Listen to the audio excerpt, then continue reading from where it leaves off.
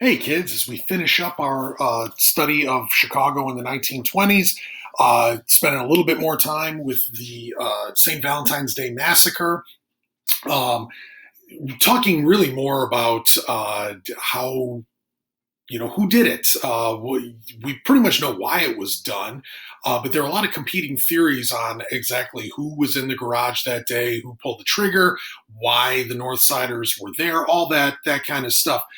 So this one is, while it certainly goes back to the historical side of things, this is a little bit of forensic science is involved in this article. Just a little bit more of a kind of a law and order type of feel to this one, trying to figure out exactly why did this happen and who did it. Because since no one was ever caught for it, uh, we can only guess, and it's been almost 100 years now, and we're still trying to figure it out. We think we've got a pretty good idea, but uh, no one will ever know for sure. So let's take a look at this article. Is called Massacre Myths. Please follow along while I read.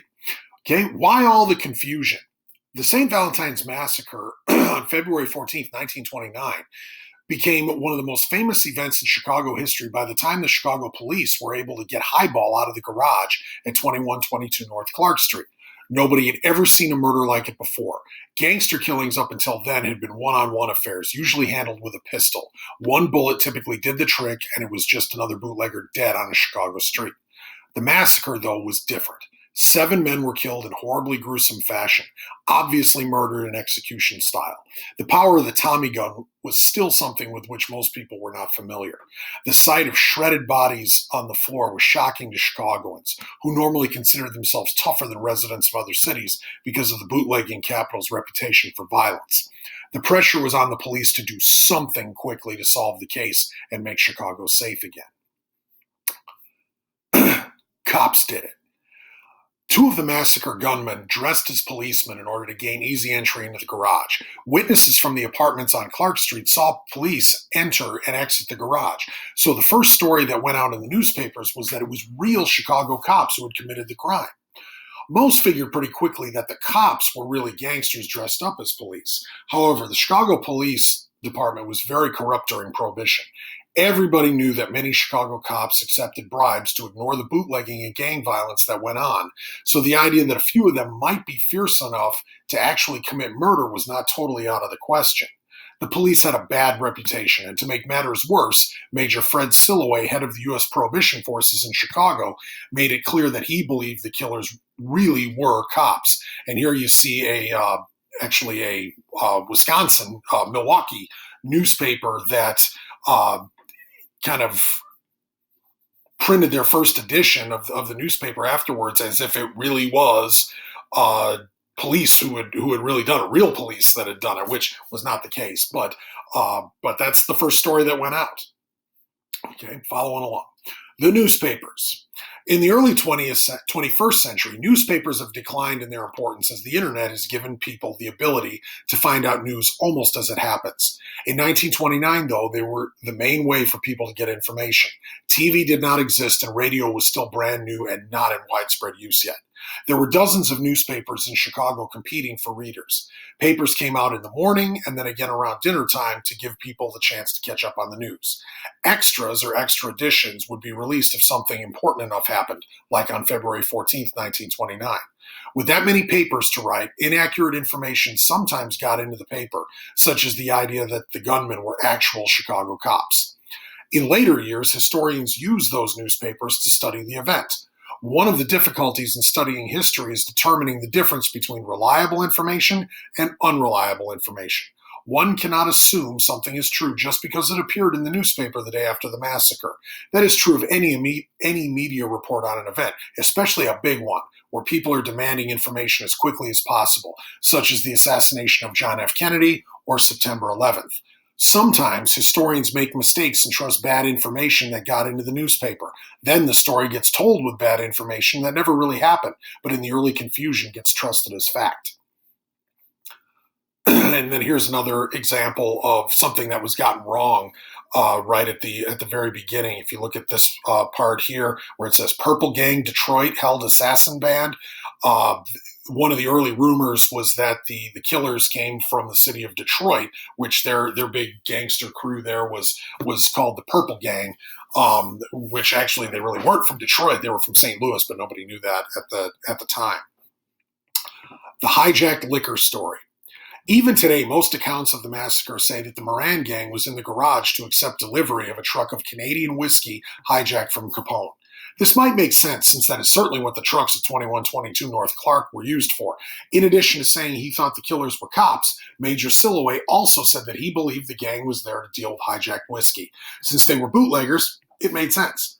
On the other hand, the men in the garage were not simple North Side foot soldiers who were there to unload a truck. They were the North Side leadership. Bugs Moran did not need his three best killers, the Gusenbergs and James Clark, and his top business guys, Wineshank and Heyer, to help unload stolen whiskey from the trucks.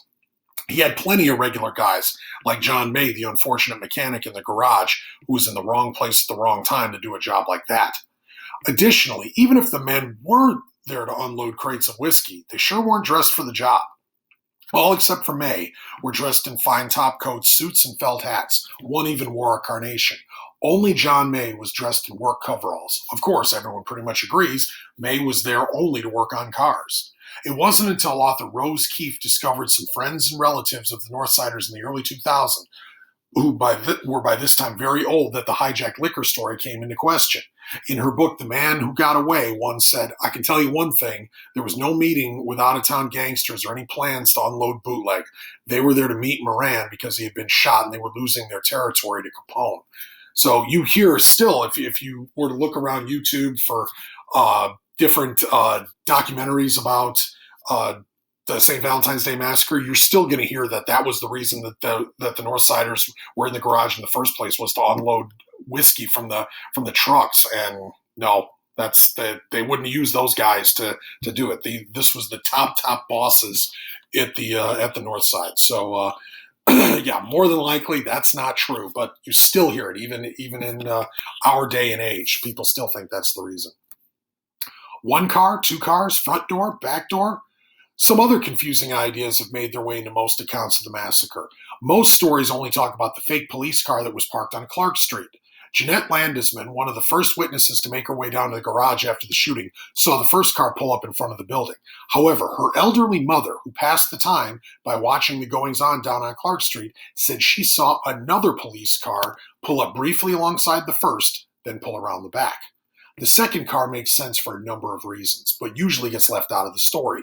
First, the killers could enter the garage much more easily by going into the rear entrance where the loading area was. And you see in this photo right here, right, that's the back of the garage, which has a big open garage door type spot. Okay. Second, it would have been easy for the Moran gang to keep the cops out had they entered through the front door, since that was the garage's office area. The rear entrance, though, would have put the cops right in front of the killing wall almost as soon as they entered. Then they could have easily opened the front door for the other killers wearing civilian clothes. Okay, so you kind of get a look. Little details that the story still gets told wrong in a lot of cases. Another clue which suggests there were two cars was that there were two car fires designed to destroy the evidence.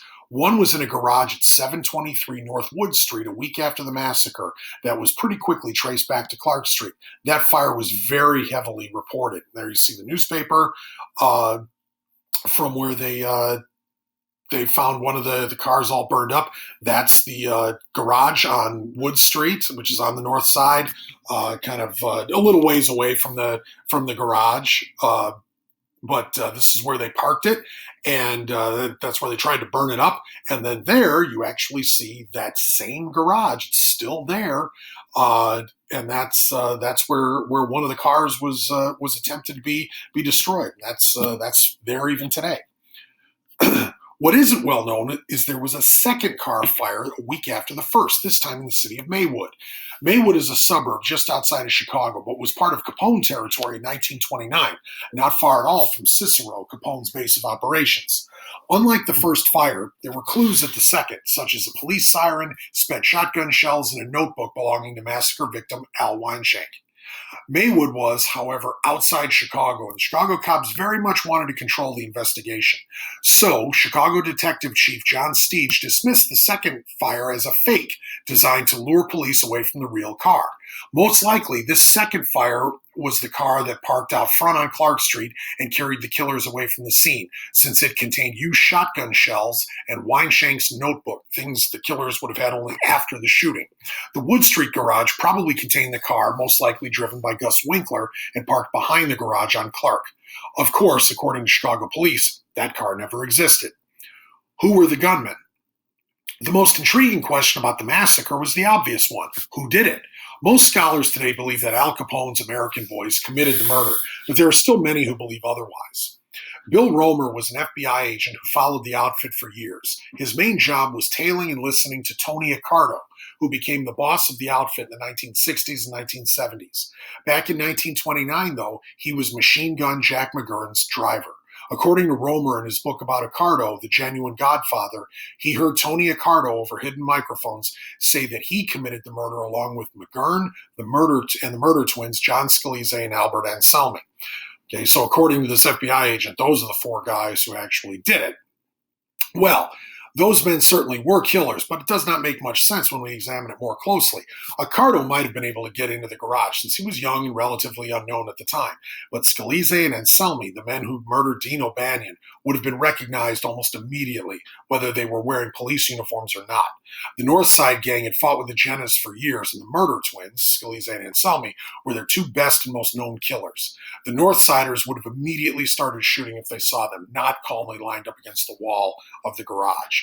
You tend to hear this idea of Machine Gun Jack McGurn and Tony Accardo doing the the massacre even today, and more than likely that was not true for the reasons that we just talked about. If Romer's theory is correct and the massacre was committed by McGurn, Accardo, and the murder twins for Capone, then Fred Killer Burke is very much a mystery man in this story. Not too long after the massacre, Burke was arrested in St. Joseph, Michigan for killing a policeman after a traffic stop. Police searched Burke's house and found a load of weapons, including boxes of .45 slugs that matched those used in the Tommy guns from the massacre. Most historians agree that Burke, along with the other American boys, did kill Frankie Yale in New York on orders from Capone in 1928. The bullets pulled from Yale's body matched the ones in the massacre victims exactly, meaning they were fired from the same gun, and more of those bullets were found in Burke's house in Michigan. The St. Valentine's Day Massacre was the first American crime to make use of crime scene forensics.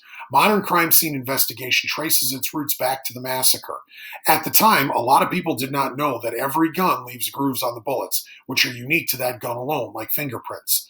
So the fact that Burke's gun matched the bullets in Yale and the bodies in the garage on Clark Street was not heavily reported. It does not prove that Burke was firing the gun, but the gun was his. There's a picture of Fred Killer Burke. We will never truly know who committed the St. Valentine's Day Massacre, but we're probably as close to the truth as we're ever going to get, considering those who were alive when it happened are all dead. Those who may have heard stories from people who knew are either dead or very, very old. So just kind of throwing some other alternate theories out there, some things that you hear a lot about if you study up on the massacre, but a lot of bad information, stuff that isn't really necessarily true when you examine it a little bit more closely, but it gets repeated over and over and over again. And this is kind of the detective side of studying history and trying to figure out just exactly how the whole thing works. Okay, so hope you enjoyed that.